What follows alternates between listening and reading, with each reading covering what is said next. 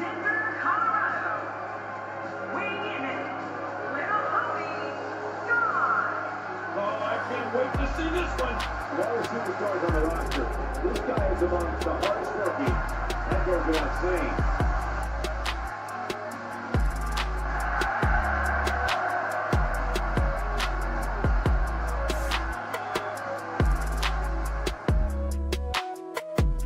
Definitely shout out to Don Chaos.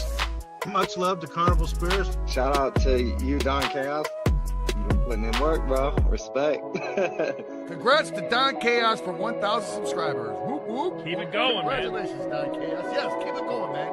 Good luck to you, fucking Don Chaos, and fucking hell yeah on your 1,000 fucking followers. Yeah, you know who it is. Ouija Mac, bitch.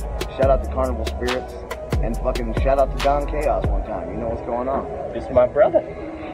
Don Chaos and Brother Lynch on here. Yeah, and Carnival Spirits, what's up, man? Don Chaos, what's up? It's your boy Brother Lynch, and we out here tonight. Let's go. Fuego Flames and my nigga Don Chaos. What's going on, B? It's my brother right here, my boy.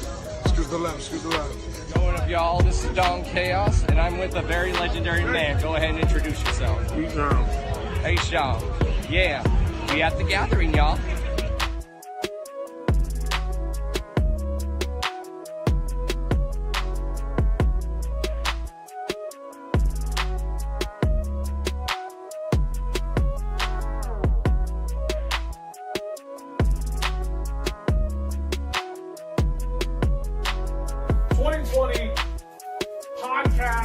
Radio show of the year. This one's always controversial. Coming in at number one, we got Hours of Chaos with Don Chaos. Ooh, look at that. Ooh, congratulations, man. Don Chaos, Hours of Chaos.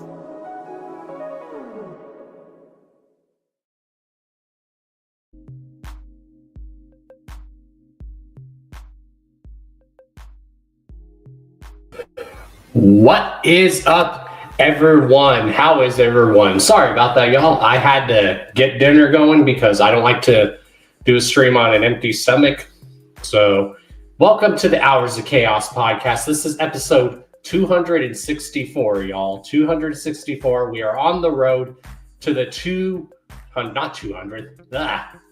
Okay, I gotta reframe that. We are on the road to the 300th episode of the Hours of Chaos podcast, which is crazy.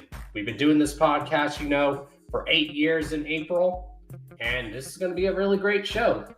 We have a very talented artist joining us today. She's already waiting in the green room, so everyone, please welcome, making her debut on the Hours of Chaos podcast, the one and only Canda'ce. What's up?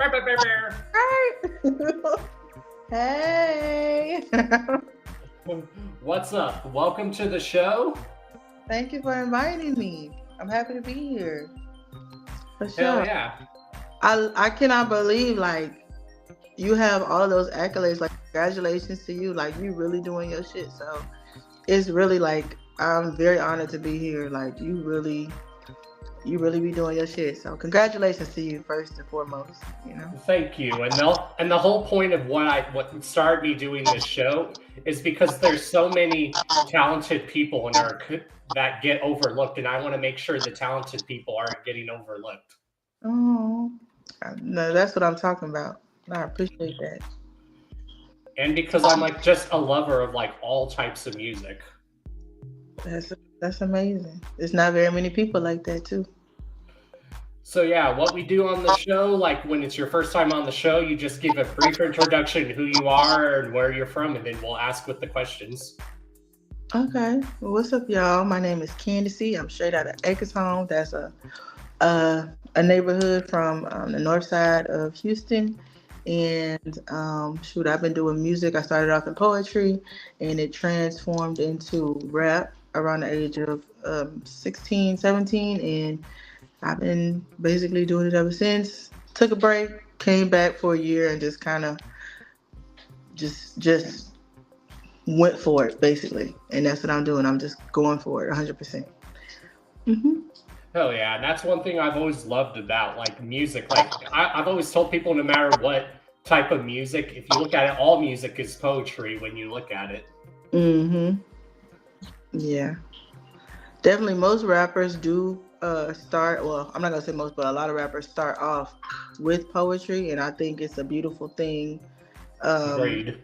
yeah, when it's put to a beat, it just makes it. It just takes it to a whole nother level. Hell yeah. So like what actually like what was if you can remember, what was the first artist you remember like that got you like into music? Like for me, I grew up hearing like a lot of classic rock, and then I grew up hearing Prince and Michael Jackson growing up. And then when I got into hip hop, my introduction to hip hop was like Run DMC, LL Cool J, and then Beastie Boys. That's dope. You want to know something funny? Okay, What's up? I seen you had your wrestling stuff at the beginning, right? Uh-huh. This did not get me into music. I was always really into music, but do you remember when The Rock put out that? Remember The Rock put out that rap album? I The Rock do. put out one. I think John Cena put out one, or whatever. And we just used to listen to that over and over and over again, like over and over again. And I just thought it was cool, like seeing somebody of a different profession go into something else. And I was like, that's cool. Like, I want to be able to do something like that one day. But the person that really, really like got me rapping was Nicki Minaj. Like, I was like, she's the reason why I transformed from poetry to rap. Oh yeah. Like a lot of people don't even know, even back in the day, Macho Man Randy Savage, he dropped a rap album back in the day too. What? See, yeah, hectic, man. They was doing their thing too. Yeah. Well, and Houston, especially where you're from, has a lot of history of like really talented rappers. Obviously, you can't forget the legendary Ghetto Boys. Cannot. You cannot forget the Ghetto Boys. You cannot forget, if we're going to talk R&B, you can't forget H-Town. If we're talking old school, DJ Screw, Fat Pat, Big Hawk, R.I.P. to them. Big Mo. You know what I'm saying? Newer, mid, like the people I grew up on. DJ Mike Watts, Slim Thug, Paul Wall, just the newer, Sauce Walker, Megan. You know what I'm saying? We got a lot of hard hitters from Houston. So yeah, for sure. Yeah, like I got the chance to see actually Ghetto Boys in concert like back in 2019, and they put on a good show. I bet they did. And correct me if I'm wrong, I read somewhere that I think one of the members of Ghetto Boys, I think it was Willie, he was like going to run for like mayor or governor of like Houston. You know what? I think he should just go for it. I'd vote for him. Vote. You got my vote. And I've actually seen like Paul Wall and Chameleonaire back in the day. That was like one of my first shows I ever went to. Really? Yeah, when I tell people like the first ever show I went to and I tell them the lineup, they're like, wow, like this first lineup was my first show. It was Paul Wall, Chameleonaire, E40, Twista, and Snoop Dogg. That's that is a lineup. You don't get lineups like that no more. It's probably too expensive. Oh yeah. That's dope. Hell yeah. So one of the other questions we usually ask, like from people's like personal experience, how would you describe like the Houston scene, like where you're at, like from your perspective? I feel like it's evolved over the years. The actual scene or music? Just the scene and music in general. You know, it's well, I'm gonna talk about the scene. Like, you know, Houston is like a big melting pot. You know, it's just so many different cultures, so many different people from different backgrounds mixing together. There's no other city like Houston. Like, if you go somewhere that might be predominantly this color, you might go, and every person, like every nationality almost, has their own section. If you want to go to where the Africans have their own section in their own street. The Chinese, the Vietnamese, the Italians, the Hispanics, and it's nice to like see them like work inside their own culture, and like you get to dive in and try different foods and just get to enjoy them, you know, and learn and understand and have more respect for their cultures. And that's what I really like about Houston, is that everybody is accepted, but also everybody can have their own space, you know? Exactly. But that's how the culture is. Musically, it's evolving a lot.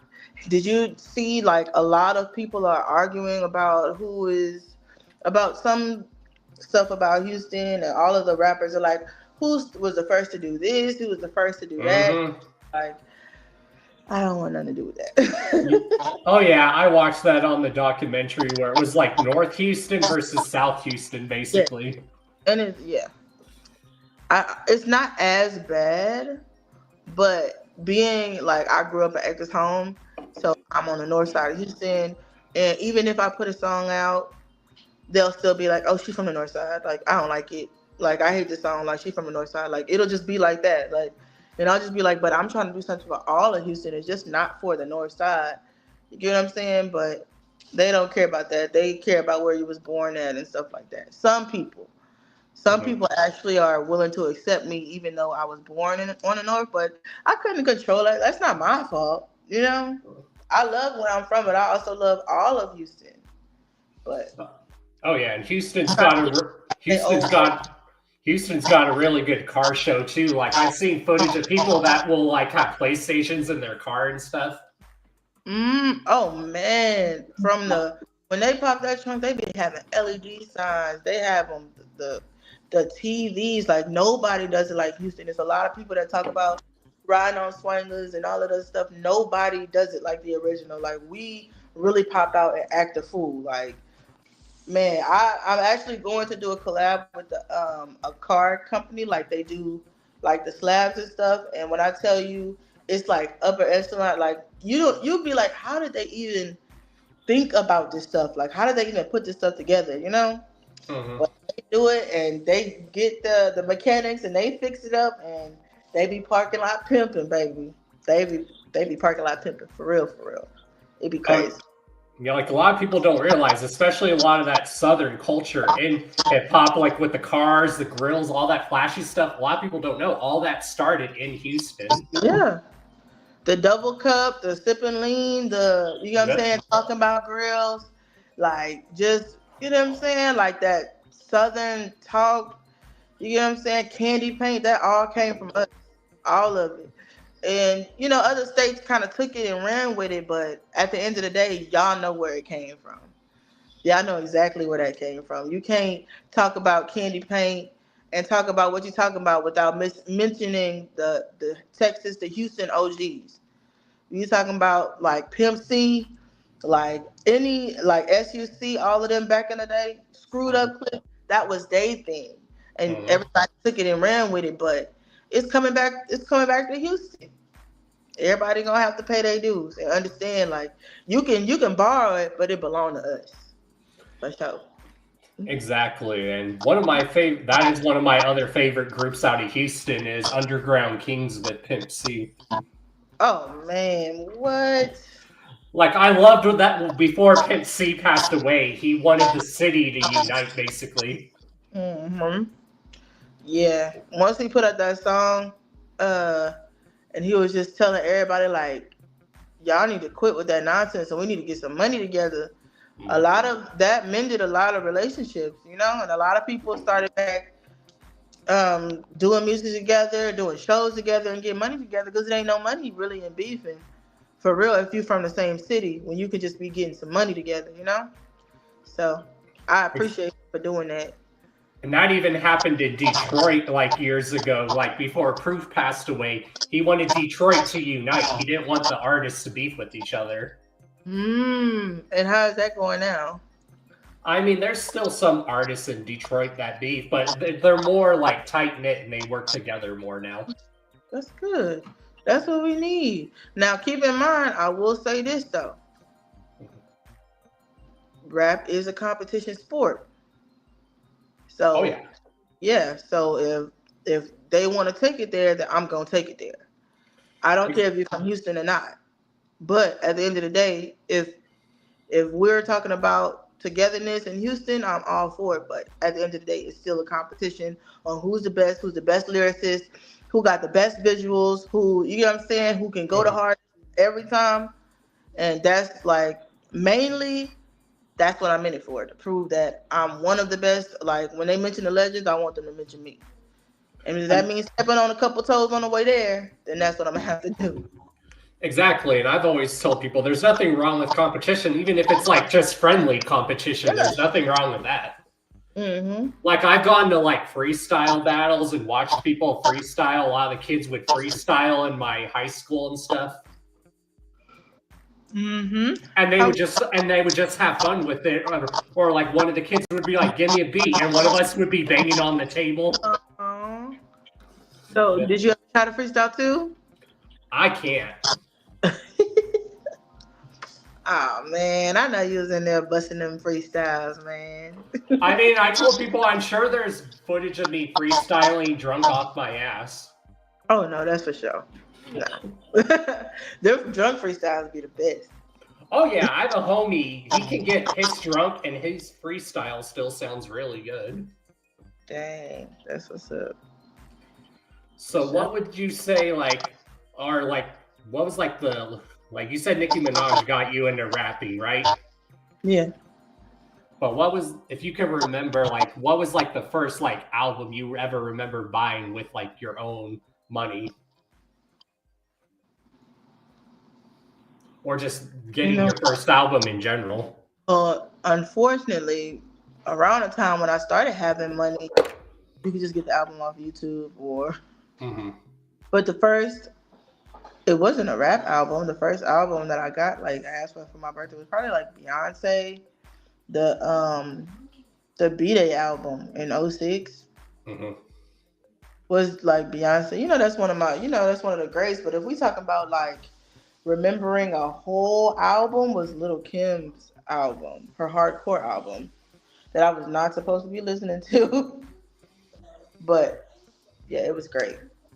Yeah, there's a lot of stuff. That's how I was growing up too. I'm like, how did my parents let me listen to this growing up? But you know what? Speaking of Detroit, back when it was cassettes, when our dad bought us, I don't know why, we were like really young, bought us the 50 Cent album and the Eminem album on cassette. Hell yeah. And we would just listen to it, and I don't know, I just think it's crazy that we were allowed to listen to it, but it really did help shape me as an artist as far as being like versatile, being playful, and like really like challenging myself with lyrics, Oh yeah, and that's one thing I love, how like hip hop is still like sampling like old music, because people don't know that's how hip hop started. You just were sampling old music, basically. That's how it started at the time. Mm-hmm. Yeah, that's dope. Yeah, Chameleonaire is like one of my favorite rappers. I wish he was still rapping, but now I heard he's like directing movies now. Yeah, but he had gotta get that money. Yeah, he had people was wondering how he had got courtside seats to a game one time, not even knowing that he had put money into the same company that got to do with Snapchat and a whole bunch of different tech companies. I was like, baby, he getting money. This is not rap money. This is something else. This is tech money. Exactly. And he was smart with people. You can call him a one-hit wonder all you want to, but he was smart with that money when he got it, though. So, shoot. Oh, yeah. Like, that whole album he dropped, like, I was like, everyone knows the song Riding Dirty, but if you listen to that whole Sound of Revenge album, the whole album is flawless. And it's amazing from beginning to end. That definitely should have got a Grammy. Agreed. Mm-hmm. And that's one thing I liked about Chameleonaire, too. And I noticed that with a lot of Houston rappers, like, they'll rap, but they also rap and sing, like, in harmony, basically. Zero. Even the new, like, OTB Fastlane and stuff like that, they do rap sing sometimes. I'm kind of getting into it, but I like mostly rapping. Oh, yeah. I like rapping better. I'm not very much of a singer. And we're actually going to play some of your music, like, right now. Are you okay with that? Cool. Let's see. I'll put this background music. Because that's one thing I like to do on my shows. I like people like to hear the music of like who I'm interviewing, and it helps get your word out there. Nice. So the first song we're going to play that I think everyone should really listen to, it's that song that you did called Letter to Nick. I remember hearing that song for the first time, and I fell in love with that song. I love it, and I love music that comes from the heart. That's my favorite kind of music. Dang. So yeah, we're going to go ahead and play that song. Like, heads up, y'all, this song, it's definitely a tearjerker, but I love it. So why do I keep doing it? All right, here we go, y'all. Enjoy. Aries, put me in one of your videos.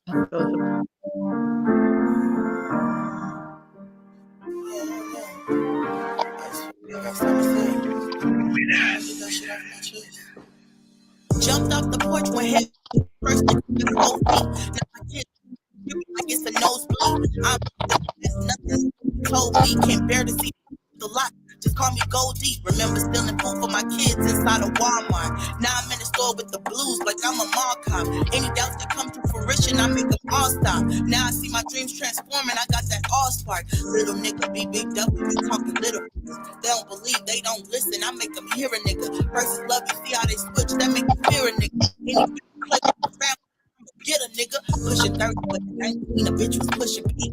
That's freaking by name niggas that couldn't do for me. Told him this the worst that you could do while he was losing me. Now he in a struggle and hurting for moving stupidly. But fuck that. Still raising babies while I'm in college. Whatever it takes to give a better life to my daughter. My son know my word and how I always keep a promise. I'm up now, still checking paper like it's an audit.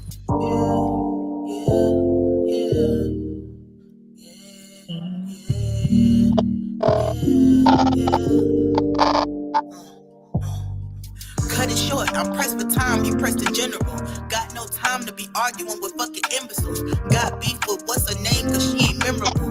Ain't peak, I know my pen will manifest my pinnacle. I'm not the woman that I was about a week ago. Analyze my experience, every moment is teachable. Work hard for my baby, so my dreams are conceivable. Stand on my shoulders, so now the dreams become reachable. Kinda lost my sight, but now I see it clearly. More the loss of my mama, that shit almost killed me. Just talking to my daddy, you know I love him dearly. Told him never give up, I know you getting weary. Congrats, big brother, now you got another son. Missed the first birthday, but I won't miss another one. My sister always elevating, I know she ain't never done. Stay winning, but still working like she ain't never won. Told my husband I wanted to be a hairstylist. That nigga turned around and sent a bitch her first client. I love my love, yeah, cause I know he a rider. And if he tell me that he like it, he know I'ma buy it. Watching everything I fought for come in the past. He steady trying to put me first, I'm trying to make it last. I don't bring up his exes because them bitches trash. I'd rather take him to the lot and watch him do the dash. I used to hold my tongue, but now I'm on their ass. Some days I'd rather school and others show some class. Rather confront what's hurting than cover up the past. Rather be my true self instead of wear a mask. Just know it's all love if I don't never say it. Worn down by obstacles, but we never jaded. Sometimes I get chills thinking about how far we made it. A long way from one room to lives that we created.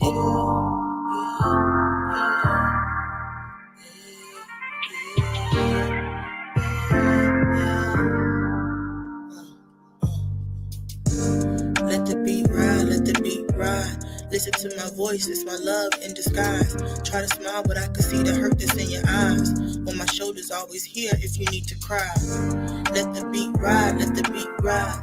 Listen to my voice, it's my love in disguise. Try to smile, but I can see the hurt that's in your eyes. On my shoulder, always here if you need to cry. Canda'ce. Canda'ce.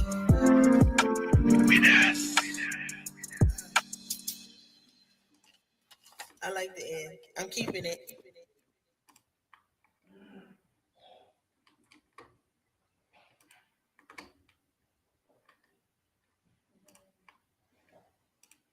Hell yeah, y'all. That was a good song. Whoops. You still hear what? There we go. Your mic's off, just so you know. There you go. Thank you. I really love that song. Like that song, when I first heard it, that song literally brought me to tears, but in a good way. Oh, like I loved how your voice sound. I love the subject matter, and I love songs, especially when it comes to hip hop. When you hear like pianos in it, I love it. Yeah. I mean, I wish I could play the piano. I mean, I can't play the piano good, but I know people who can. Yeah, I play it decent. Yeah. Just enough to sound decent to somebody. And that's one thing I love about your music is it comes from the heart. And like you said, a lot of people forget that rap and hip hop, it's a form of poetry, basically. Mm-hmm. Yeah, and a lot of people forget, like, when you rap, you're supposed to be pouring your heart out. You're not supposed to be just throwing anything on the track, you know? And that's why I always take my time. There are a lot of people that could probably release a song a day. Mm-hmm. I'm not. I take my time. Like, I want my music to be anticipated. Not like, oh, here she go again. Like, I want people to be like, I wonder what she's going to say on this track. Like, she went crazy on the last one. What's she going to say this time? I always want to, like always challenge myself with the punches and, just make people think, So I'm really happy you like that one. It was my release, and it just made a year in November, so. And it looks like everyone else in the chat was really enjoying that too. What? Good. Hey, chat, W song. And this is coming from my homie that really loved that. He actually makes beats too. Okay, well, tell him hit me up. I'm ready for it's about time to get into album mode. Yeah, and it's cool. Like when you hear his beats, like a lot of his influence for his beats, he makes it sound like early old video game beats, which sounds cool. So he'll make it sound like some old Nintendo stuff, but on a really good beat. Wow, now that's what I'm talking about. Kind of like Lil Flip almost. Pretty much, yeah. Did you know for that Game Over beat, he had to pay a lot of money to Pac-Man? Yep. That messed up. Hell yes. So how would you describe your writing process? Because everyone has like a different writing process. Do you write down the lyrics first, or do you hear the beat as you're writing it down? Normally there is no beat. I'll think of one just really good line. Like, if you want me to be honest, those first 8 lines, I think jumped out. So the first line that I came up with was, "Can't bear to see me eat with the locks. Just call me Goldie." So that's the 4th bar, and I just build on that. Like, I just build on it, and I think the first 8 bars I just come up with in my head, and I'm just like, "This is a song. This is it," and I just write it, and it just flows. Like, whatever I'm feeling, it just flows all the way down. I think I wrote it in like a day. Like, I wrote that whole song in a day, maybe like a few hours, because it just kind of clicked. And most of my songs happen like that. They kind of like whatever I'm feeling, and I'll just think of one bar, and once that bar comes, everything else just clicks into place. It feels like. Yeah. That's how my girlfriend writes too. She'll like write however she's feeling at the time. Like, she just likes to write out her life, and I tell her, well, that's what makes good music, when you're just writing out your thoughts or how you're feeling at the moment. Because music is therapy, not just for the listener, but it's therapy for the person writing the song. Yes, it's very therapeutic, and it made me feel. So that song, "Letter to Nick," was about my brother, and we had got in an argument, and he had said some hurtful things to me, and 2 days later I wrote this song called "Letter to Nick," and yeah, the rest is it's pretty dope. Yeah. Oh yeah. We've amended our relationship since then, but it hurt me so bad I had to write a song about it. Don, it's bad.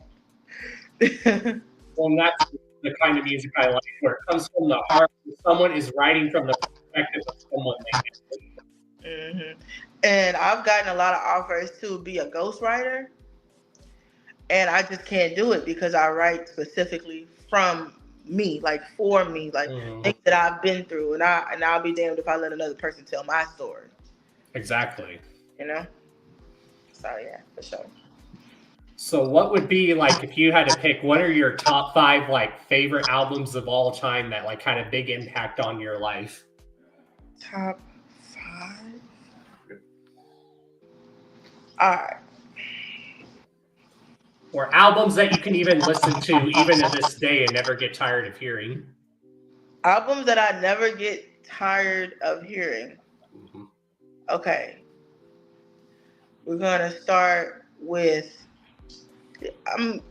We're gonna go between R&B and rap. Okay. So we're gonna go with "Watch the Throne," Jay-Z and Kanye. Mm-hmm. Watch the Throne with Jay-Z and Kanye. I can listen to them songs, no skips. I can listen to the Queen album with Nicki Minaj. Mm-hmm. Minaj, the Queen album. I can listen to the Miseducation of Lauryn Hill. I can listen to Beyonce, I Am Sasha Fierce. Mm-hmm. And I can listen to The Blueprint by Jay-Z. All of those albums I can listen to. I can listen to all of those. And never get tired. Hell, yeah, like I didn't feel old until I seen that Super Bowl a few years ago where it had Dre, Snoop, and all them performing. Lauryn Hill. Oh my gosh. I was like, I didn't feel old, but I feel like that Super Bowl was for our generation, basically. Yes. It was like, y'all move out the way. This is for us. Like I was, and I knew every single song. Like it was crazy. Mary 50. I was like, oh my God, my inner child is like screaming right now. I would have never thought like they would let like hip hop take over the Super Bowl halftime. It was beautiful to see. I would love to do that one day. And now this year you have even Kendrick Lamar playing the Super Bowl, which I think is amazing. I love him. Oh no. I remember seeing him before. I seen him in concert way before he blew up, which is awesome. Like when he was just coming out, it's awesome. So I've got to watch him grow as an artist, which is amazing. I have to add a 6th album though. Mr. Morale and the High Steppers by Kendrick Lamar. Yes. Is an amazing album, and he was being really vulnerable. And a lot of people did not like that album, but I loved that album. So yeah. Well, and that's why I tell people, yeah, he has success, but if people listen, he's talking about serious issues in his music. Like one of my favorite songs by him that has a deep message is that song "Humble" by him. He's just saying, be a humble person. And he showed everybody this year why you should remain humble. He showed everybody, didn't he? Last year. He did. Mm-hmm. Scared me. And he's got like bars he learned from the best and stuff. Mm-hmm. It's like they'll go like you have to keep rewinding it. Like he's so good, man. Like he's definitely an inspiration for sure. Oh yeah, I'd love to see him in concert again because when I've seen him in concert, he wasn't well known as he is now. So I'd love to see him again. Yeah, he I think his concert tickets just went on sale too. I think he has a concert coming up. You know, after the Super Bowl, most people just go on tour. Mm-hmm. Yeah, I hope to see him in concert too. He's amazing. Hell yeah. And if you had to pick, what are your like top 5 movies of all time that you can never get tired of watching no matter how many times you've seen it? Okay, so I did grow up on Kung Fu movies, right? Hell yeah. So I might need to do 6 or 7 because a lot of them That's are fine. Like trilogies or like like you have the Iron Monkey, you have Ip Man 1, 2, and 3. You have the Lord of the Rings, Fellowship of the Ring, Two Towers, and The Return of the King, and all the Fridays. Oh yeah, I love the Friday movies. Those movies are classic, especially the first one. Oh yeah, and The Hobbit 1 and 2. That's it. Hell yeah. One of my favorite movie trilogies of all time, even though everyone hated the third one, but I love the Godfather series. Those are good movies. That was just long. That's all. Yeah, it is a long movie, but it's good. Yeah, I liked it. Well, shoot. Remember cassette tapes back in the day? I think one of the Lord of the Rings, it needed 2 tapes. Oh, yeah. And we'd have to switch the tape out and put another tape. Hey, look. Yep. It don't bother me none. I love a good long movie, long as it's a good storyline. That's how I am. If the movie tells a good story, I love it. Mm-hmm. Like, I like a movie that tells a good story, and then I love a good comedy. But oh my god, comedies are good. You know, I like those like wacky, like Will Ferrell. You know what I'm saying? What's his name? Jonah Hill. Those are so funny. Even Adam Sandler is like a top 3 for me. Man, I love like just crazy comedy. Like, how could that even happen? Like the art, like the thought that they put behind it is so amazing. Ooh, they be cracking me up. Yeah, when it comes to comedy, some of my favorite comedy obviously is Jim Carrey and then the late great Robin Williams. Oh, see, he was larger than life, Robin Williams. Did you ever see him when he did that interview and he did those different impressions of the different places, like different accents? I was like, nobody could do what he did. But I liked because he could make us laugh in movies, but then he was also in those movies that can touch you in the soul. What was that long? You remember that long movie where he played a robot? That was Bicentennial Man. Wasn't it long? Yeah, it was a good movie though. It was good. And I liked it because he's a robot that wants to be human, basically. And then he ends up being human somehow. Yep. And then, yeah, I'm not going to spoil the ending for anybody that wants to watch it. The one Robin Williams movie I recommend that will make everyone cry, it's called What Dreams May Come. That movie makes me cry. Oh, no. It's a beautiful movie, though. Like, I won't tell anyone what it's about, but I'll just say the message of the movie is how far would you go for someone you love in this life or the next? That's all you guys need to know. So it's very heartfelt. Just that statement make me a little teary-eyed. Yeah. Shit. To the ends of the world and back, if I had to, honestly. But I would definitely be watching that. I cry easy. So we'll see. Oh yeah, there's a few movies that can make me cry. That's one of them. Poetic Justice. That movie makes me cry. That's a beautiful movie, though. Pursuit of Happiness make me cry. Pursuit of Happiness with Will Smith and his son. I'd be boo-hooing. Oh yeah, The Pursuit of Happiness. That movie is sad. Yeah, it get good, but then you be like, dang, you went through so much. I'm gonna cry. Right? And that's one thing Tupac, he was like one of my favorite artists, but he was also such a great movie actor. Yeah. Tupac was amazing. He was amazing. I didn't even know, because he went to Juilliard, so I didn't even know he was like up there on like the talent, like the movies and acting and music level. And it's so inspiring. It's amazing. Like, he's amazing. Well, what's cool is now they're teaching Tupac's like poetry in colleges, which is awesome. I need to get in that class. So yeah, there's actually a class in college where they show people his poetry and they teach people his poetry, which is amazing. That's so sweet. I love that. Hell yeah. And if you had to pick what are like your top like 5 like favorite foods of all time that you can eat and never ever get tired of eating, like me, I can always eat some good Mexican food. Wait, you gotta give me your top 5 first, and then I'm gonna give you mine. Well, I just can eat Mexican. I love Mexican food. I love Greek food. I love any kind of Asian food, and then I love Italian food. Oh, see, you got all the good ones. But then I love some good old Southern Cajun food. Come on, talk that talk, man. Talk that talk. Okay, I'm gonna give you specific foods. Okay, I can't live without a good burger. Hell yeah, a good burger. Come on, man. That's some good stuff right there.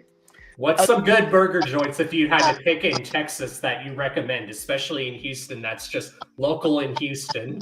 You know what? I'm not going to say a burger joint, but I will say Whataburger. But I will say, of course, Whataburger. But like A place that got a good burger, surprisingly, Denny's got good burgers. Big, huge burgers that's almost as big as your head. And you know, Papa's Barbecue has good burgers. And then there's so many like just local burger joints that have good burgers. Like in Acres Home, there's a few. Oh yeah. So yeah, but I eat a burger from anywhere. So don't listen to me. A good pasta. The best pastas are always homemade. I feel like. A good seafood boil.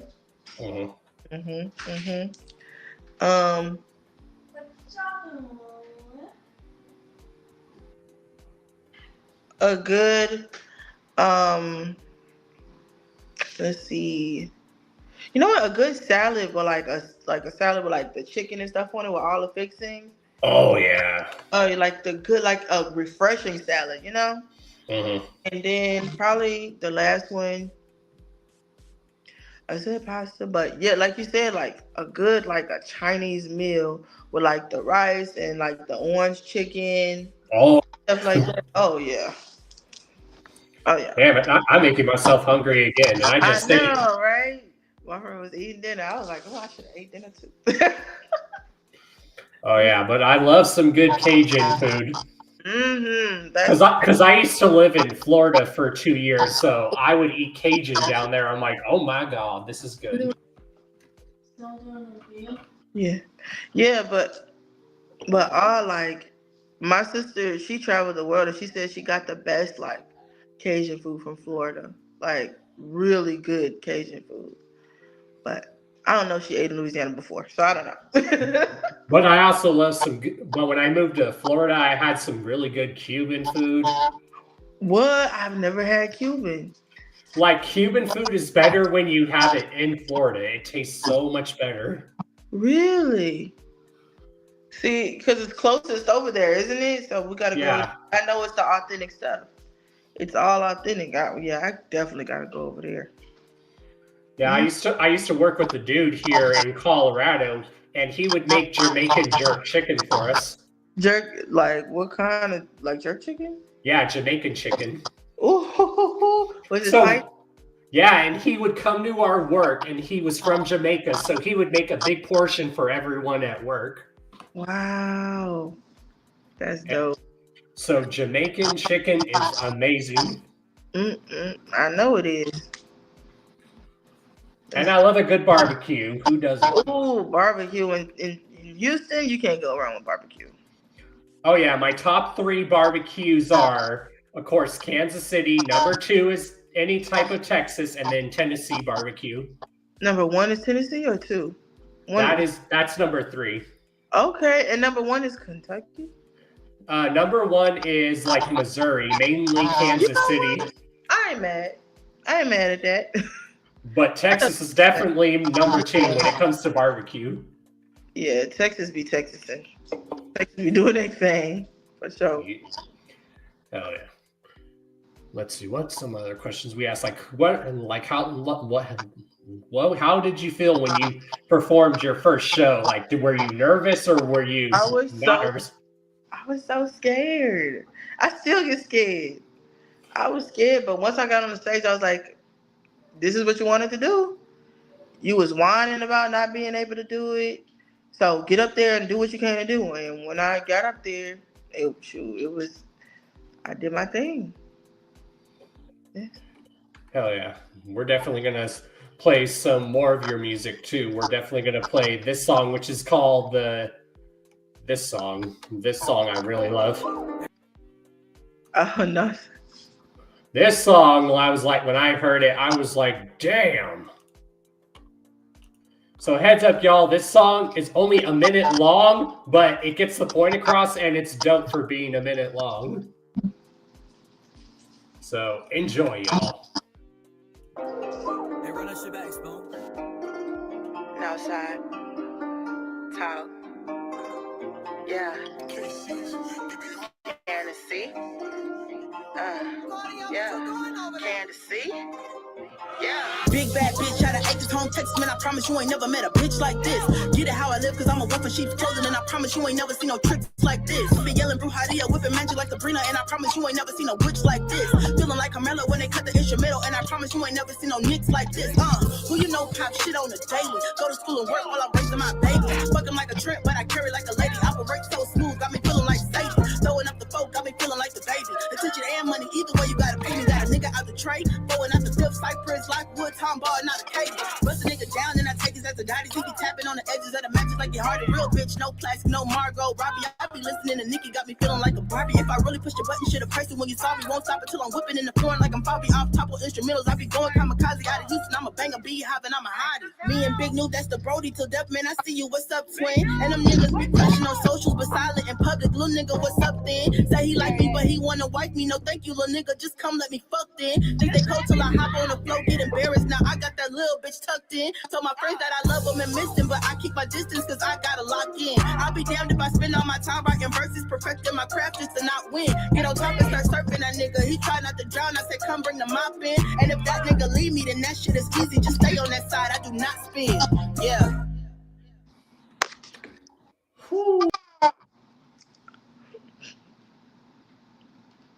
Uh-oh. Are you still here? Am I still in the show?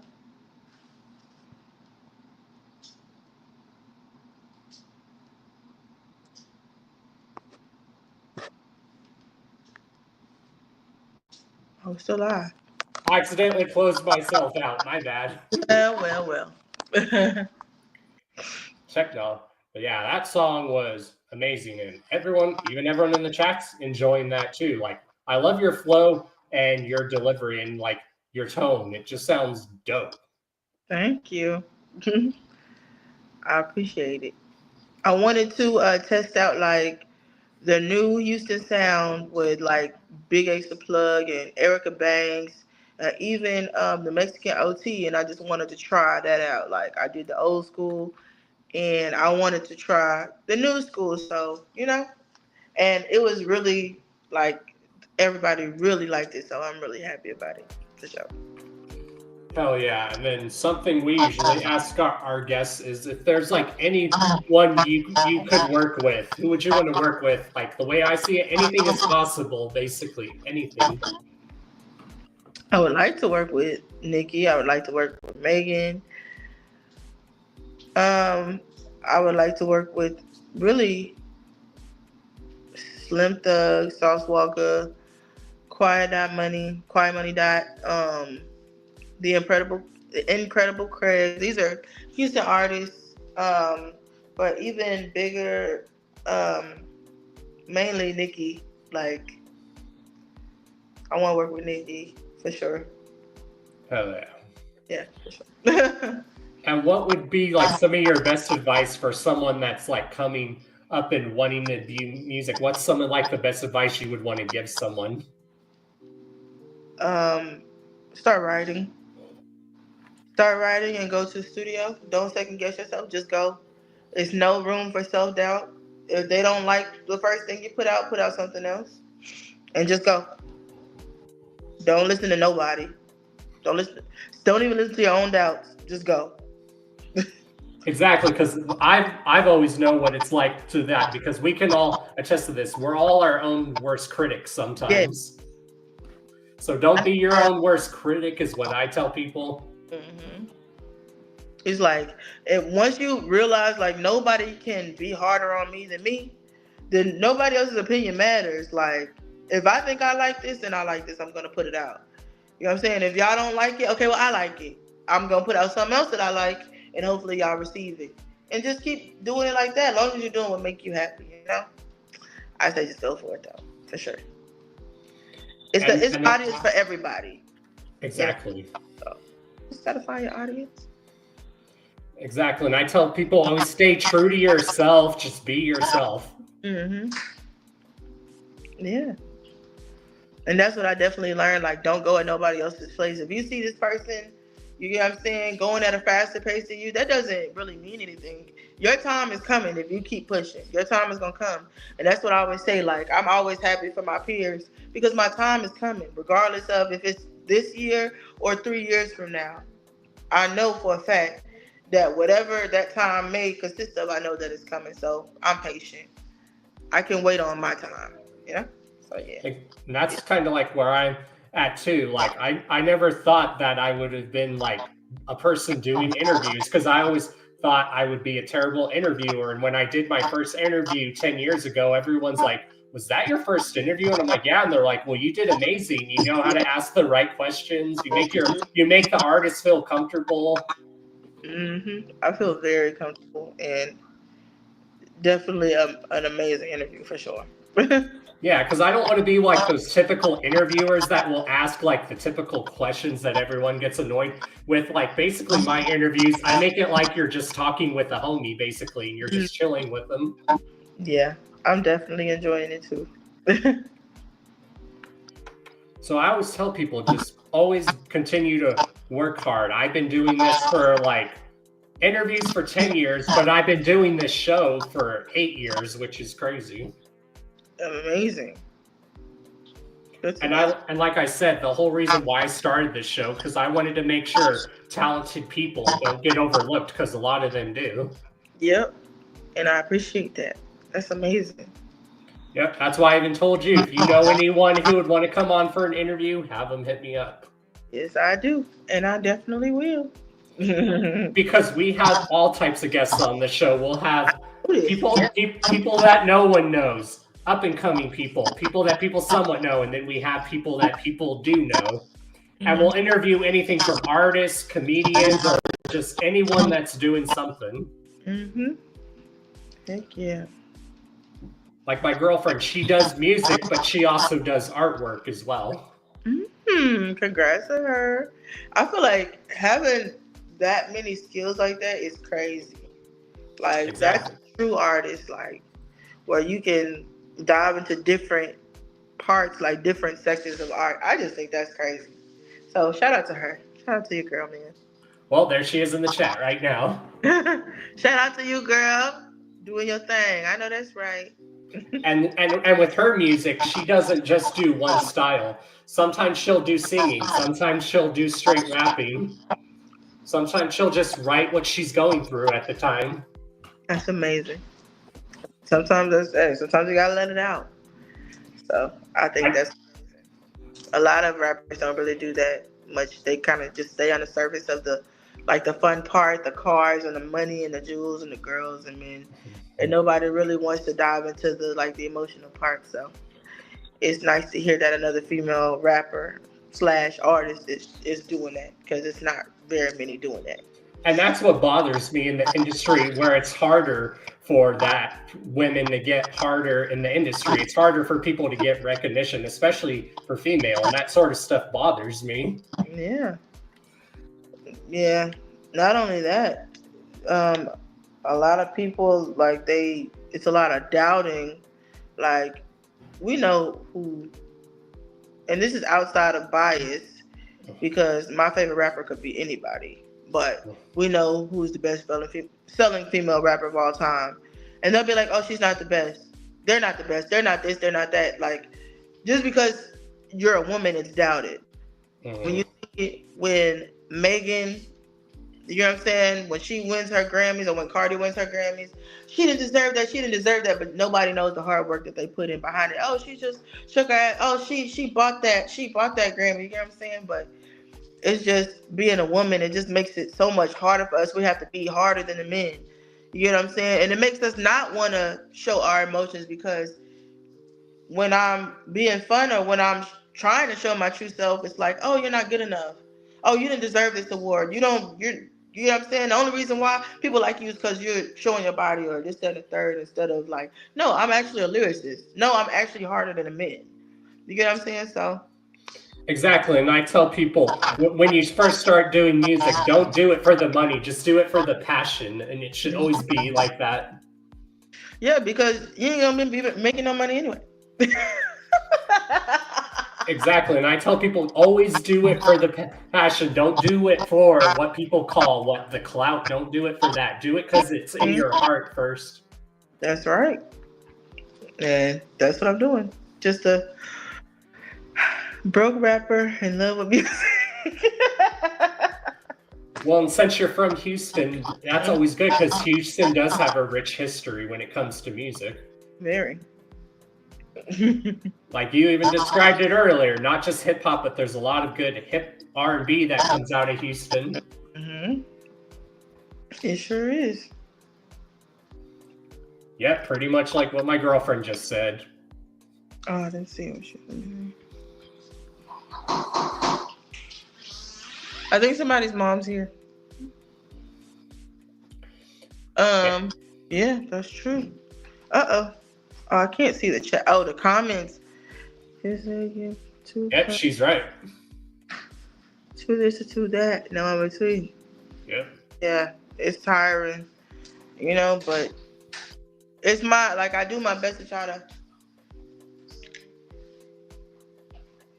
I do myself to try to push through that, I want everybody to hear me, even if I'm covered up or if I decide, you know what I'm saying, just to really be in my feminine and want to dress a certain way. Are you still listening? Do you understand what I'm trying to convey? Do you understand that there's still bars? There's still metaphors. There's still punches. Yeah. There's still allegory in my raps. Are you still listening to that? You know what I'm saying? That's why I'm happy. A lot of my first visuals I put out, I'm covered for the most part. You can't my top is covered. I might have a skirt on, but I'm covered. So you have no choice but to listen to what I'm saying.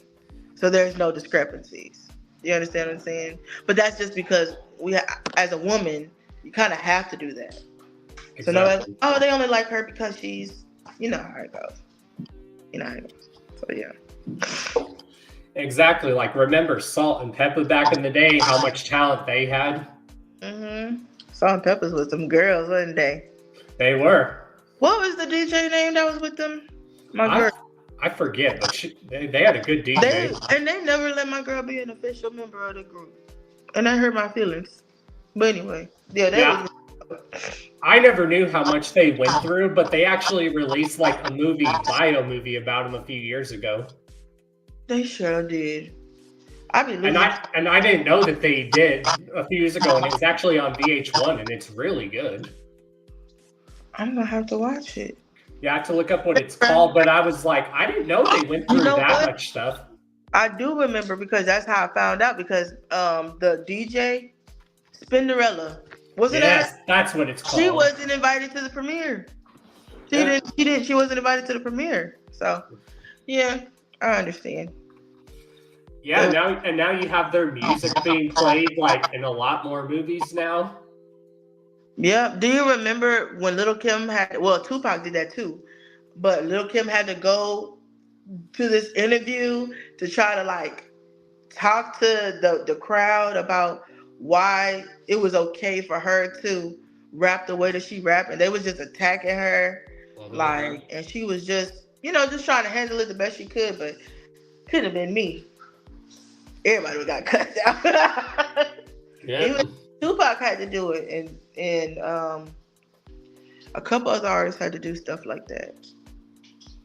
Yep. A lot of people paved the way for us to be as outspoken as we are, and I feel like a lot of artists might take it a little far, but you know what I'm saying? You had artists like DJ Luke who fought for the right for us to talk the way that we talk in the records. You get what I'm saying? So I understand, they really did pave the way for us to act a fool, basically. Exactly. I was just listening to Salt and Peppa the other day. Mm-hmm. Yeah, they're dope. And nobody was talking like that back in the day. If you really think about it, they might have said little stuff, but nobody was talking like that. How they was talking, I know everybody was like, "Who are these girls talking like this?" And yeah, the rest is history. And we done took that ball and just ran with it, didn't we? Right. I mean, I even feel old because when I hear some of their music, I remember hearing some of their music at the skating rink when I was younger. Yes, I remember hearing it on the radio. You know what I'm saying? And you'd be like, what is that? What is that sound? They did their thing.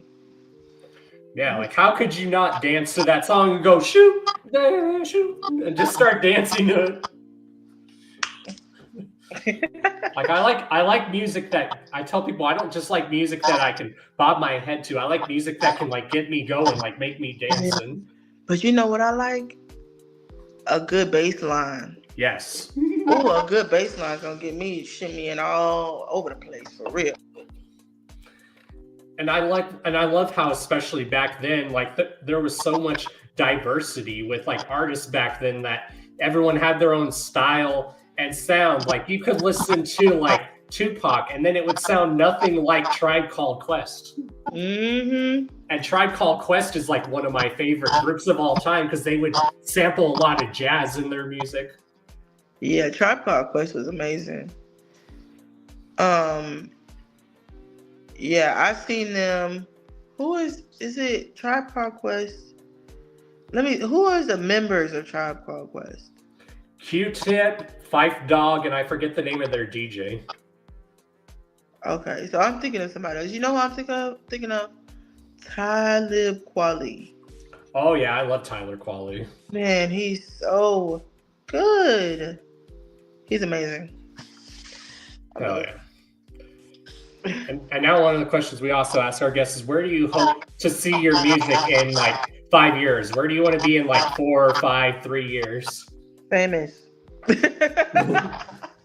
Honestly, I just want to just open doors, have my own lane, and just open doors for the girls that look like me, that want to be something, you know, and that might not fit into the beauty standard of what everybody else wants, but they got a drive and they got a passion and they have a talent and they're not afraid to go for it.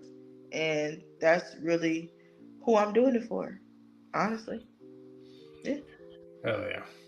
Like I've been, even just the other day, like I always tell people I love all hip hop, but all my favorite hip hop, if I had to pick number one, is always going to be the West Coast, because you know I live on the western part of the United States. But my second favorite style of hip hop is like down south shit. I know it. You know, like my other favorite group of all time is from the South. I love Outkast. Oh my God, I was just thinking about them. Like I've been saying for years, I'm like, I would love to hear a new Outkast album. My man played a flute now, friend. But he plays a good flute too. He plays it good. It was a #1 album. Baby, they love Andre 3000. That boy could play the tuba. I'd buy that album. I don't care. And that's one thing I loved about Andre. He wasn't like your typical rapper. He wasn't afraid to dress different and wear all these fancy, colorful outfits and stuff. Yeah, he was dope. I always tell people he was probably like our Prince of hip hop, basically, because you know Prince wore all those crazy outfits, but he was amazing. Mm-hmm. Yeah, Prince was he was different, wasn't he? Prince was very much like feminine, but still masculine in a way. Oh yeah, that's why me and my friends used to always make a joke. We go, he could wear high heels, but he would still take your girl. So fast. I ain't gonna say it. I could probably take a man too, but I feel like Prince was like, man, he was just a once in a generation type of talent. Oh yeah. And when you can play the strings and you can sing and you can play the piano and the drums like that, you can wear some high heels. Yeah, basically Prince could do everything. That man turned around and his whole butt was out when he had performed. Baby, do you, baby. And that's one thing I liked about artists back then. Artists weren't afraid to be like different. Mm-hmm. Like they weren't trying to do it for attention. They were like, no, this is me. Mm-hmm. Now everybody just dressed the same, look the same, act the same. It's like nobody just want to be who they grew up to be. They just want to be whatever works. You know what I'm saying? Whatever, the best way to conform into this, oh, okay, go get a BBL. Oh, okay, go get my teeth done. Go get a facelift. Go buy an expensive designer. Okay, now I fit in, you know? Mm-hmm. It's like they do that before they even start rapping. They're like, oh yeah, I got the body for it. I'm just going to start rapping. I just be like, you know, I mean, do you, I guess. I don't know. Exactly. And I noticed that especially with a lot of the rap I listen to, a lot of their is bringing back storytelling rap, which is my favorite kind of rap is storytelling. Like stuff that's visual that makes you like you can picture like what they're talking about. Yeah, I get into a little bit of that on my upcoming album. So yeah. So where can people actually hear your music? Like obviously we have it all down below, but where are some platforms where people could like hear your music? Okay, well I'm on like my mixtape, like the where you heard Letter to Nick and I Love You Houston is on my SoundCloud. And you just SoundCloud and you just look up rapper named Canda'ce on SoundCloud and all of my music, my whole mixtape is gonna pop up. And I'm gonna have another song added to there. It drops tomorrow. And if you're talking about somebody pouring out their heart, it might be a worse tearjerker than Letter to Nick. It's gonna be out tomorrow.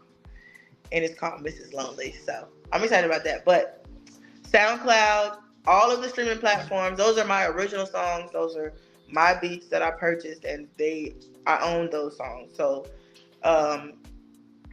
Spotify, there's gonna be 3 songs on there. There's gonna be Northside Talk. There's gonna be I should know all the songs. Man, and it's gonna be New Beginnings. All 3 of those songs are on my album, and they're all available for streaming on all streaming platforms. And then YouTube has everything. My visuals. It has my mixtape on there, and it has my album songs and stuff like that on there as well. Yep.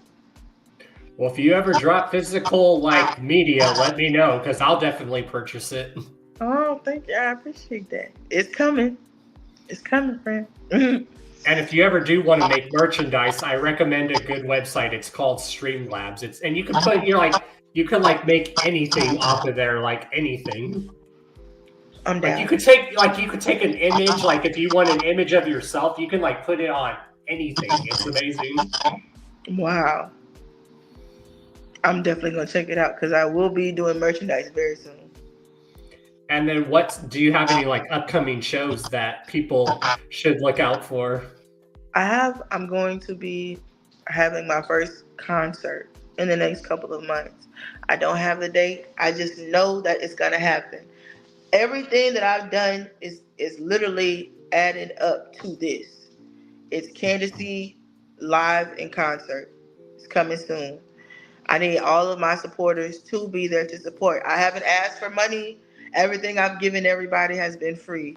I am in the hole probably around $20,000 I've spent in the past year or so just on making music, getting to performances, paying for performances, doing interviews because everybody's not like you that have a willing platform.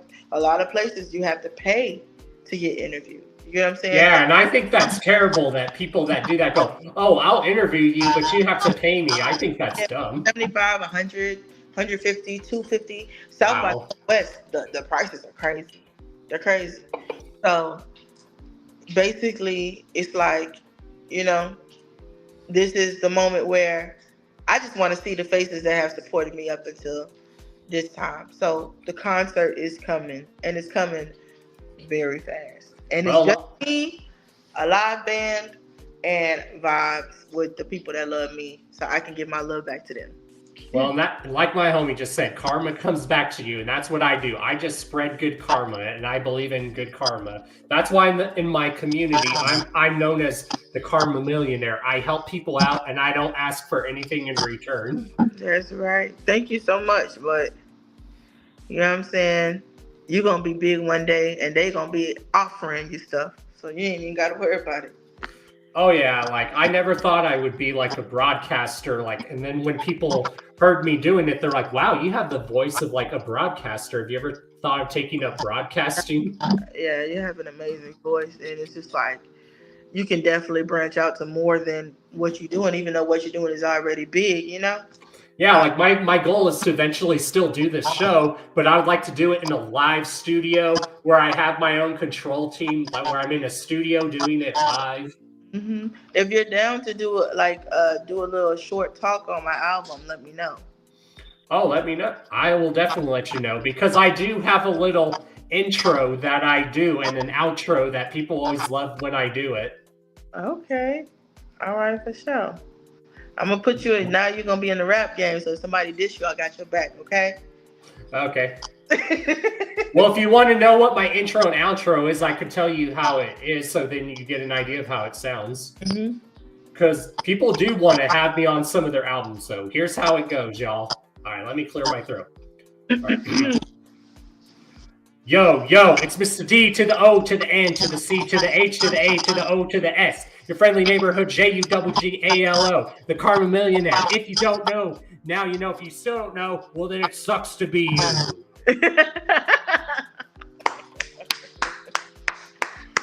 I like that. I guess you could say that's the closest thing I can do to freestyle. You know what? I liked it. 10 out of 10 for me. 10 out of 10. I loved it. Yeah, I'll have that on my album for sure. Well, definitely let me know, and I'll send you the voice thing of me saying that. Okay, for sure. Hell yeah. Because that's why I tell people, we gotta help people out in this world, because the world is divided enough. We gotta be united. That's for sure. That's for sure, and I appreciate that.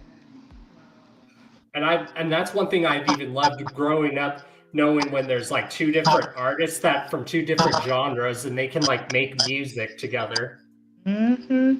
Like you had Run DMC do a song with Aerosmith back in the day. Wasn't that amazing? And then I'm thinking that opened the door for Jay-Z and who is it, God? Can Linkin I get Park? Or do you want more? Linkin Park. Yeah, it was I'm thinking Jay was the first to do it. Now they've been, man, it just goes so far back. Oh yeah, and I love when artists from different genres can make music. Like back in the day, I have a feeling if nothing happened to them, I think somewhere down the line in the 90s, we would have gotten a Tupac and a Kurt Cobain song.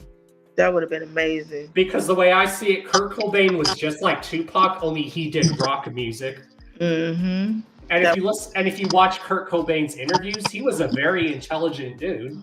Yeah, and so was Tupac. Yeah. I like Tupac. And I just love when artists cross genre. Even back in the day, you had DMX do a song with Marilyn Manson of all people. Yeah. On the court. And that's why I've always told people, I just love music in general. I've never liked one type of music. I just love music. Now, my favorite types of music has always been rock and hip hop, basically. Yeah. I like a little bit of rock too.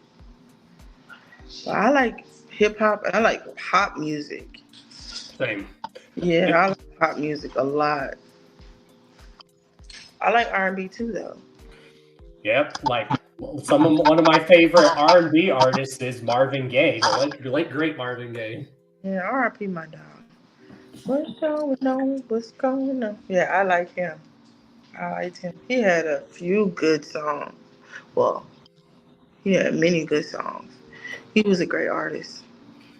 Yeah, my goal, besides doing the show, is I want to be able to be a host for concerts, introduce people to the stage and stuff. Wow. I want to be able to hype up the crowd and stuff. Yeah. So if you're ever doing a show in Denver, let me know. Hey, I definitely will. Because Denver's got a really good music scene and stuff. We have a good music scene in general, but Denver's got a good hip hop scene. Oh, that's dope. Denver got a good hip hop scene? I might pull over there. Yeah, but they just got a good music scene in general.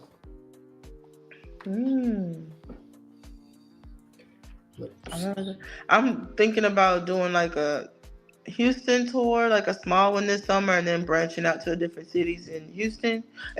Cities in Texas. And then after that, the sky's the limit. So yeah, if anyone wants to work with you, they could just get a hold of you anywhere, right? Yeah. Preferably, I have contact on my Instagram. I have a contact, so you can just contact me directly. Yeah, and I like how you said you're willing to work with anyone. Yes, I am. If you're serious, like, and I have a lot of discernment about people. They're like, "Can you work with me?" And they really don't be, trying to work with me for real, or they're not currently doing music. As long as you're serious about what you're doing, it doesn't matter how many followers you got. If you're trying, if you're putting out music, I'm ready. I want to work with you. Let's do it. And then my goal this year is I'm going to try to put together like this annual music festival, but it's going to be called Karma Fest, but it's not going to be any typical music festival. People are going to come and perform for free, and it's always going to be for a good charity. So if you ever want to come perform for that, let me know. I will perform for that. Because I've had all my guests are like, yeah, if it's for charity, I'll come and play for free.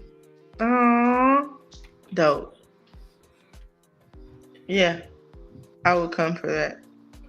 Now this question everyone always has fun doing. Okay, you're stuck on a desert island. Whose artist, band, or group's discography are you bringing with you to make you last on that desert island? Like, whose whole discography that you can like listen to from beginning to end?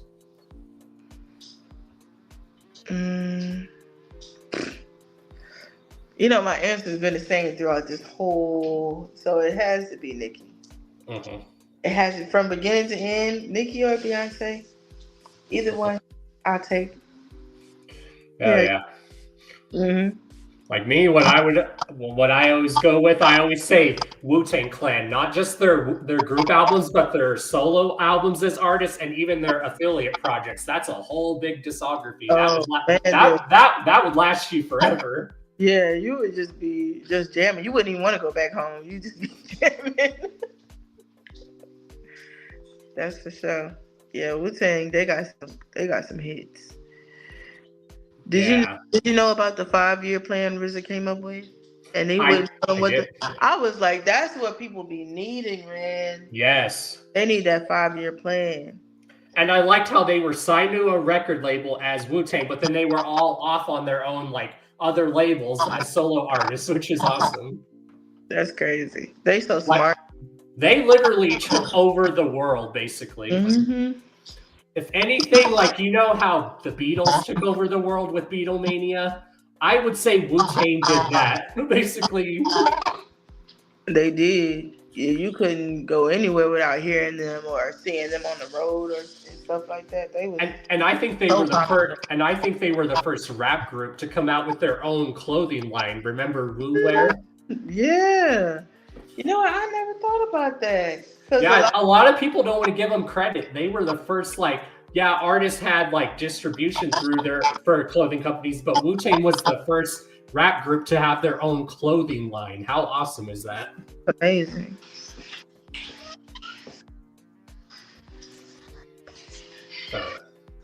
Yeah. If anyone hasn't watched that Wu-Tang bio drama series, it's good. Yeah. I like. You know who else has an amazing not really documentary, but the movie. I like it most because it was directed by them. So I'm gonna say NWA's was really good because they died. I love that. That movie makes me cry too every time. Yeah. I tell people I know how it ends, but I still cry every time. Yeah, it sucks. But, yeah. Cube is one of my top favorite rappers of all time. Yeah, I like him. And it's crazy. We now know how our parents feel with the music they listen to. A lot of their artists are aging like a fine wine. Well, a lot of the artists we listen to are aging like a fine wine. Like Ice Cube can still drop bars. Man, you heard his new album? Yeah, I loved it. It was good. I liked it. And you could tell he didn't really let the new age influence him. He did what he'd been doing. Yeah, and it was so refreshing. He just put the old Ice Cube, but he was talking about today's topics, which is awesome. Yeah, like that song, It's My Ego. I can't always help but just sing it. Randomly I'll be like, oh, it's just my ego. That song is just so amazing. I like that he remade it. And he still stays true to himself. Like, everyone says, oh, he did family movies. So what? He had both his parents. He knows what that looks like. He didn't create that out of nowhere. So, and those Are We There Yet movies, those movies are actually quite funny. Yeah, the Friday movies are funny. You know, those are my top 10 movies. So I think he was just staying true to himself. He always had a dream, and I feel like music just put the foot in the door, you know? Because you got to think about it, before the Friday movies, it was Boys in the Hood. Another classic movie. I love that movie. He been putting out classics since then. Even Are We There Yet? Remember, they turned it into a sitcom too, and that one was good too. Exactly. I was like, Ice Cube can do whatever he wants, and as he said in a song, he just don't give a fuck. He really don't. Yeah, and he's basically the Rock of hip hop, and what people said, and who all can say that they are in the Rock and Roll Hall of Fame? Ice Cube can say he's in the Rock and Roll Hall of Fame. That's amazing. Yep. Like, everyone used to say, oh, they just have to do rock. I'm like, no, if they contributed to any kind of music, they deserve to be in the Hall of Fame. Mm-hmm. That's dope. So yeah, before we let you go, do you want to give any shout outs? Of course, can we at the Hours of Chaos podcast get a shout out? Of course. I am here with Don Chaos. This is Canda'ce. I just did an amazing interview with the one and only Hours of Chaos podcast. Thank you so much for having me. This is one of the best interviews I've had. Like, this is crazy. Of course, I want to shout out my kids, Jonathan and Gabrielle. I want to shout out one of my sisters in music, Canda'ce. You're going to be having her on your show soon. I want to shout out just all of my sisters and brothers in music. I'm drawing a blank right now, but y'all know who y'all are. Rosie Rockstar, I love you. She's having a show on February 16th, so I'm really excited about. That's my next performance. So, you know what I'm saying? And I just got a lot more of my Houston friends. I love all of y'all. Thank y'all for inspiring me. And a shout out to you, of course, for your amazing interview. Well, thank you. And like I told my guests, you're always welcome back on the show. If you're like ever working on anything or you have something that's coming out, just hit me up and I'll book a spot for you to come on. Oh, thank you so much. I appreciate that. Thank you so much for having me. You're welcome. Keep up the good work. Yes, sir. All right. Later. Bye. Bye. And that was Canda'ce, y'all. Strange, if you're still here, we're going to play some more for music so you can hear it. This was an amazing interview, y'all. Hopefully you guys really enjoyed this interview. I really enjoyed it.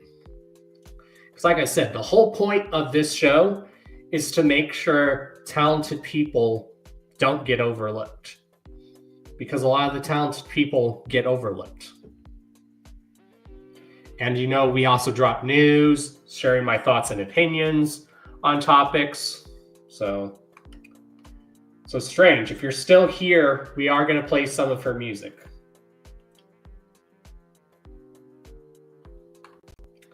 Are you still here, Strange?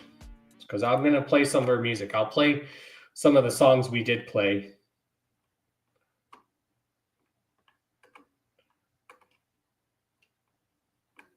Let's see here. Let's actually play a live version of one of her songs. This is called I Love You, Houston.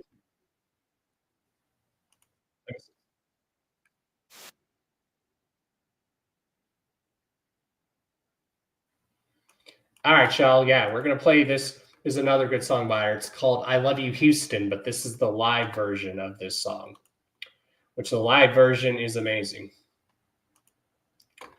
This was a really good interview. I don't know about y'all, but this was a really, really good interview. Yeah, she does. And like she said, waifu, if you want to work with her, hit her up. She's down to work with anyone. So I think you guys should. And Dungeon, if you're still here, I told her you do beats, so if you want to send her some beats to do, there you go. Because that's the whole point of this show too. It's to bring people together. All right, we're gonna play this. Y'all, like I said, and I'm glad you were here, Relic. I was hoping you were here, Relic, because I know how much you love a lot of Texas music, Relic, especially when it comes to Texas rap music and hip hop. So this is a live performance of her, y'all.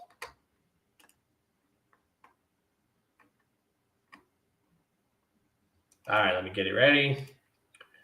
This is the live version of I Love You, Houston. This song's really good, y'all. Here we go. Let's go. This next song is actually my most popular song. And it's not my favorite, but the people in Houston like it, so I like it too. This song is called I Love You, Houston. And written by me completely. I have to say that all the time, so nobody else would think. But yeah, so this is a song to the city that I love so much. It's called I Love You, Houston.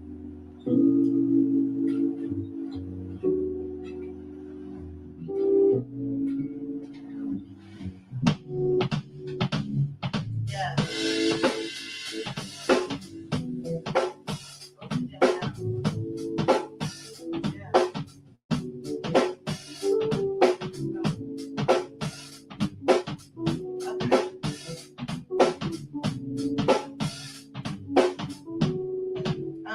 Yeah. But I guarantee I have a story. Tell me where I fit in, I don't fit into your category. Tell them footprints, I'm shooting shots like I ain't at it for it. Listen to my verses, then rewind and catch the allegory. Still swerving, that's the H, and me find my own lane. Looking in the mirror, and I still would make no change. Staying with emotions, cut them off without no strings. Attitude is part of sugar, lyrics giving cocaine. Worry about someone's acceptance, it's not living. I know I'm married, but a bitch forever feel different.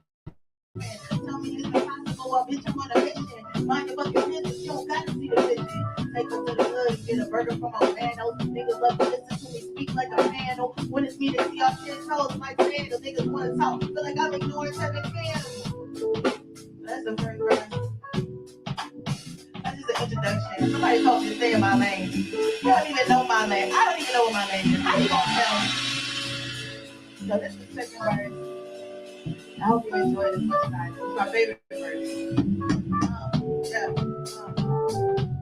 I ain't gonna be in the city, moving like the West End. Better find niggas and I pass it to my best friend. Canda'ce at the beach and I'm on the ocean before I ever let a bitch nigga make me feel less than. Yes, I am a dog, I repeat a big hoe. Got that brown skin, all white, looking like coke. Put a grill in my mouth, go hard on the house.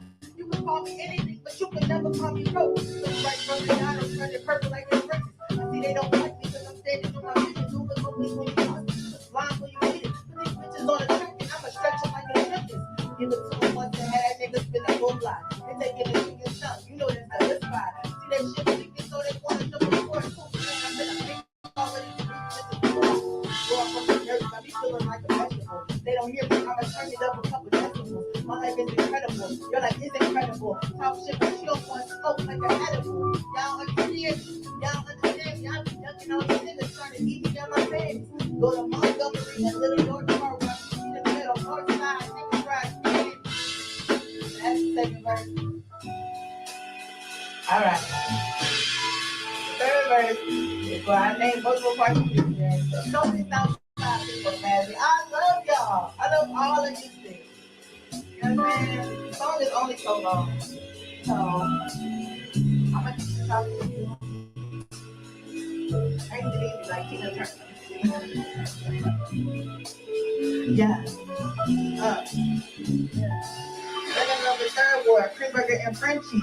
Ghetto niggas out of CUNY home, don't tempt me. Southwest nigga have me bustin' till I'm empty. Dewey with the Trill burger, R.I.P. to Pilsy. Where them niggas off in 1960 that be stepping. Take the cup out the holder, cause that's for it's weapon. Spit for it, nigga, check in. And bring the check in, hit them niggas on the dice and got a bag and now we flexing. Sure, I'm right, nigga wanna take me on a date. He a smart nigga, magna cum laude out of Yates. But I'm over 290, so I'm sorry I'll be late. We're off a lot with him, he can teach me how to skate. Stop fucking with a 10 well, nigga, like last year. Probably 3 months, I admit it was a bad year. Thinking about my brand, I know he ain't give a damn about the nigga of the band that came straight up out of cashier. Nigga, I was open, had me walking with a limp. Never act good man when I was working as a tip. Always blunt with his words, always said what he meant. He was too fucking smooth like a bitch in that pill. First purchase off of Little York and TC Jester. Put the moves on him, had him feeling like a wrestler. Put my leg up and made me tap like Brock Lesnar. Then he blew a bag on everything so Christian Shepherd.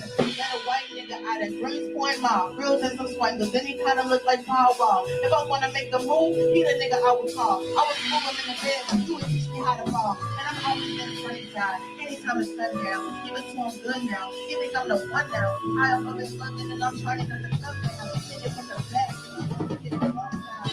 Yeah. And that's all. I wrote. I love you. And play by these amazing musicians. Thank them for helping make my dreams go true. Yeah.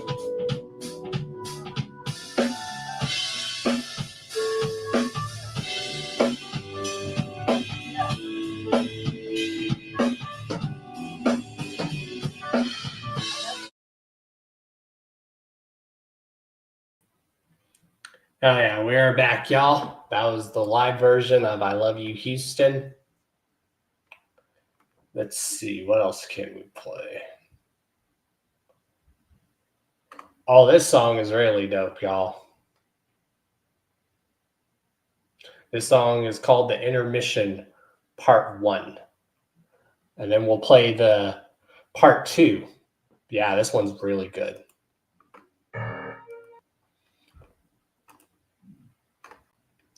All right, y'all. Again, strange if you're still here. Share your thoughts. Again, this is called The Intermission, Part 1, Freestyle. Here we go, y'all.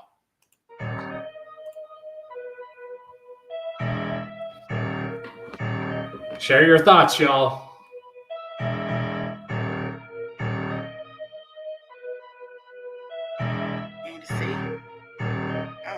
Canda'ce. And he tried to dog me out, but that little nigga goofy. Say he hanging with his niggas, but he nothing but a groupie in the function with the best. All these niggas wanna shoot me, drip swimming in his one piece, got me feeling like I'm Luffy. I don't take advice from people that will never peak again. Scared I tag them, now they playing hide and seek again. They don't keep it true, and that's why I never keep a friend on Jonathan and Gabby. Swear that we would never speak again.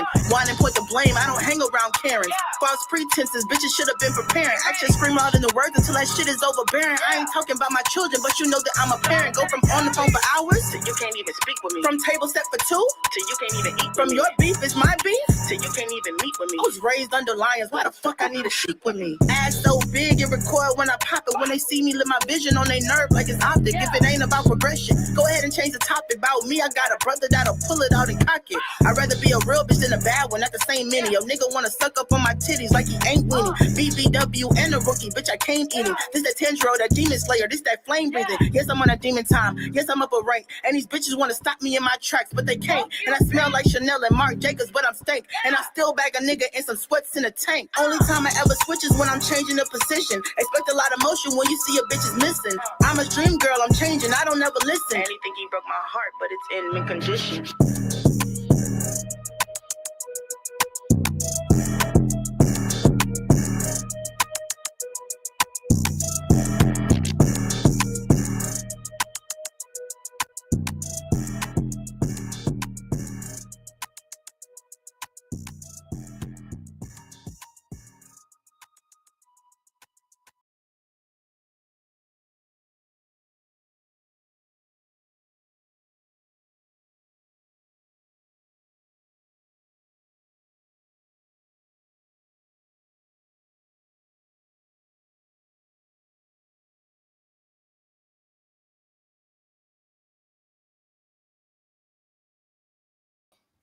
I don't know why I keep doing that. I keep closing out. I don't know why. Yeah, this has been a really good interview. I don't know if anyone else is live, but you guys know me. I usually go live from anywhere to an hour to 2 hours. So that was the intermission part 1. And now here's the intermission part 2.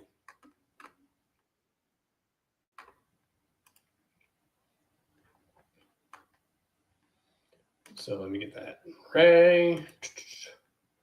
This is the intermission part 2.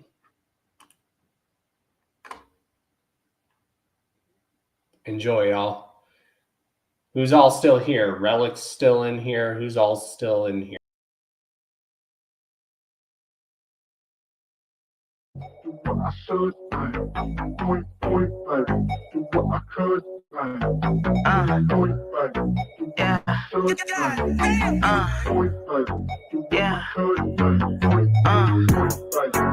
H-time, north side, Acres home, Canda'ce. Bitches be broke with no hustle mentality. Why the fuck we need a conversation? Lame bitches be all in the way, so I'm separated from the complications. Knew exactly the kind of bitch you was. I was only waiting on the confirmation. I don't play dumb, I don't play stupid. I'ma move according to the observation. And I only want more life. My flow nasty like Coors Light. I'm a win, I got foresight. When I see him, it's on sight. That boy skinny and all pipe. Fuck him down like a whore, right? Workout beats like my core tight. And she straight from the floor, right? Don't have a look, but they be on my body. I'm bodying bitches with all of my cadences. I want your nigga, I grab him up off you. I don't got no manners, I don't know what patience is. Pray for the downfall, but my steps is ordered, so they should try voodoo or witchcraft or sciences. You cannot stop me, I put in the work, and my life is too short, so it's fuck all the weight and shit. Who, me? All these bitches want it with me. The only way to be competition is if it's conjured up in your dreams. Bitch, you don't have enough rings. No, you don't shoot enough threes. No, you don't want it. I'm Clay Thompson like back in 2018. He got tattoos and he fine. If he yours, well, now he mine. Take your nigga, then take my time. She want beef where I'm in my prime. That hoe basic, she ain't my kind. If you bout shit, hit my line. Just a real bitch out of Acres home that's ripping out of H-time. Yeah. Yeah, Acres home. Hey, y'all are now tuned in to the intermission. Thank y'all so much for being here. Let's do it. Let's do it. Acres home, Texas representing till I'm dead. North side steppers and we all about our bread. Money on my mind when I wake up out of bed. Big bitch eating beats, so I'm always going fed. Trying to get my queso like hamburger helper. Acres home rapper, size 10 stepper. If I see a hater, I'ma spot him like a leopard. I know that it's my season, no salt and no pepper.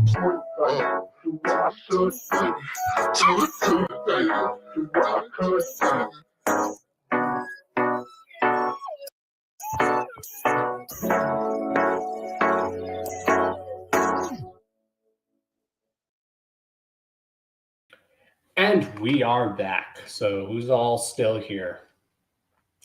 So yeah, I think we have a few topics to discuss. Of course, let's get the background music going.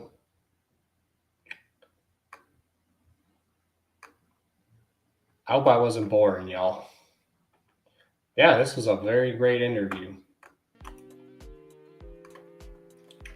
So yeah, and some news we have going on. It's been officially confirmed that we are getting a collaboration album with a full-length collaboration project with Darbio Trill and Simon Umo, which I'm really excited for. Really excited. Yeah. Anything else going on that I should be aware of? Oh yeah. This has been a really good interview. It was a really good interview. I had fun because you guys know the whole premise of this podcast is to make sure talented people don't get overlooked. Because a lot of talented people get overlooked. And it's also to bring connections with people. You know, we have artists that people are up and coming, artists that, or guests, not just artists, but guests that people are just getting started in what they're doing. We have guests that people do somewhat know. And then we do have those guests that people do know. So those are the three kinds of guests that we have. It's people that are just getting started in what they're doing, people that are doing what they're doing that people somewhat know what they do, and then people that people do know what they're doing. This was a really great episode. You know, these shows just get better and better. And I love doing this. And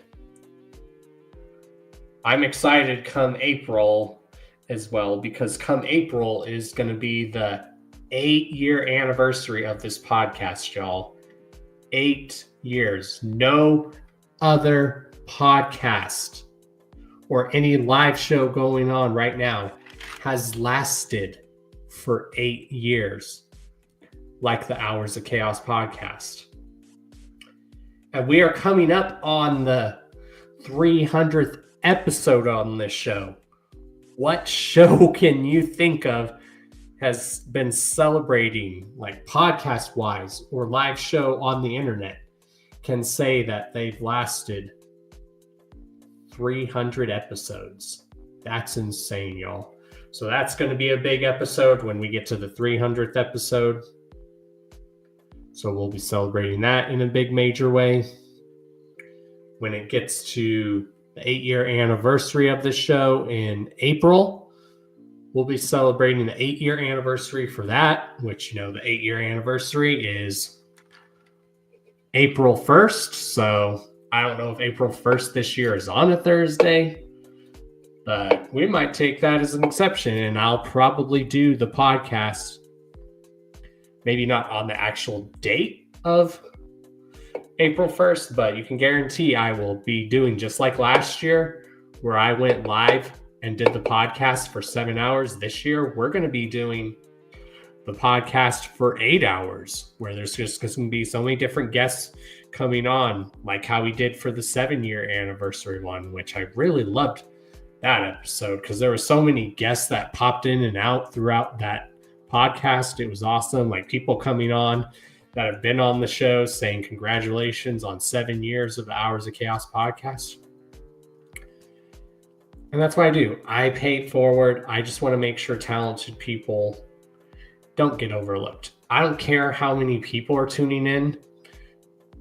As long as I'm helping get traction to the people that I'm having on the show and they're getting recognition that they deserve, that's all I care about. Because I want to make sure the talented people don't get overlooked. So yeah, there's literally 4 other people in here. Who is that? Is there any other news I should be touching on? That was a really good episode. So yeah, if anyone wants to get Canda'ce on your show, you just hit her up on Instagram. You want to do a song with her? Like she said, she's willing to work with anyone. So feel free to hit her up. We're definitely going to have her on the show more than once, just like a lot of our guests. Just like a lot of our guests are always welcome to come on the show. That's why whenever we have a guest on here for the first time, we always tell them they're always welcome to come back on the show whenever they got anything that they want to promote. Because that's what we got to do in this community, y'all. We all got to uplift each other and help each other out. I uplift that person, then they uplift someone, and then they're leaning over and helping uplift, and we're creating one giant wave of helping each other out, which is good. It does. Like, you never know. Maybe sometime the Hours of Chaos podcast will eventually get its own another studio again. I mean, I kind of have my own studio, but you know what I mean, where I get my own studio with my own team and where we could interview these guests, like still how we normally do. But how awesome would it be if a studio interviewing the guests in person? I think I've only done one ever in-person interview. Yeah, for all the years I've done this podcast, I've only done one in-person interview ever. Like in person, where the person was sitting in the same room as me. Yep, and everyone's starting to know who the real ones are. And the real ones who do these shows, people know that the ones doing these shows are the real ones. Exactly. But maybe. I mean, LSP is celebrating 25 years in the game this year. A lot of people aren't aware that LSP's been around for years. I've watched LSP grow from the small label that it is, like locally in Denver, and I've watched it grow from a local Denver-based, just a local label here in Denver, and I've watched it grow to where now we have artists from all over the country on the label. I've watched LSP grow since the beginning. You know, so if we were going to choose any label out of Denver, Colorado, that's like a real successful Denver-based record label, it would have to be LSP, Lyrical Snuff Productions. That would, in my opinion, would have to be the most successful Denver-based record label out there. Fight me on it. Like, everyone thinks LSP is brand new. No, they're not. LSP has been in this game for a quarter of a century, y'all. That's a long time. But I'm going to go ahead and, I guess, get off. You guys already know who I am. Make sure you like and subscribe. Share this everywhere. Shouts to my sponsors, Blind Death Clothing. Link to them down below, as well as on my official channel now. So if you go to my main page here on YouTube, you'll see links to my sponsors, Blind Death Clothing. Check them out. And definitely, y'all, get yourself some official Chaos strip, which is my own official merch, down below. And definitely follow our guests on all social media. So check our guest, Canda'ce, down below. Hopefully everyone has a good night. Thank you to anyone who tuned in. I hope I didn't bore y'all tonight. I really hope I didn't. But, you know, no one else. That's why I've always gone live on Thursdays, y'all. I've always gone live around this time. That's how it's always been. So, with that being said, we will see you guys next week on the Hours of Chaos podcast, where Waifu is going to be joining us for her very first ever official interview as well, I believe. So make sure you guys tune into that. Again, check our guest down below. And you guys already know who I am. I am Mr. D to the O to the N to the C to the H to the A to the O to the S. Your friendly neighborhood JUGGALO, the Karma Millionaire. If you don't know, now you know. And if you still don't know, well, then it sucks to be you. Later, y'all. Whoop, whoop.